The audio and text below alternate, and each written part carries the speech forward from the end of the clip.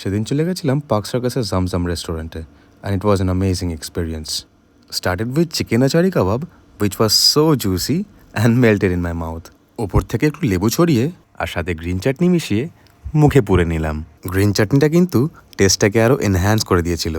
Next নিয়েছিলাম mutton biryani, যার মধ্যে ছিল একটা জুসি একটা নাল্লির পিস আর সাথে একটা আলুটা এতটাই সফট ছিল যে মুখে দেওয়ার পরই গলে যাচ্ছিল। আর বিরিয়ানির রাইসটা দেখে বুঝতেই পারছো যে চালটা কতটা ঝুরঝুরো হয়েছিল। Also tried there chicken tandoori butter masala which is a must try item. The chicken was so soft and the chicken butter masala gravy was heavenly. এরকম সফট তুলতুলে মাটনের সাথে ঝুরঝুরে মশলাদার রাইসের কম্বিনেশনটা অসাধারণ ছিল। এক একটা বাইট যেন স্বর্গ। ফর ডেজার্ট আই হ্যাড শাহি টুকরা which was absolutely delicious, যার মধ্যে কেসার, পেস্তা আর বাদাম দিয়ে গার্নিশিং করা ছিল।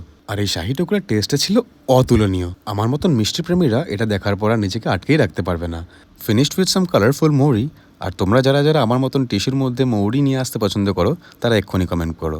C you in my next video.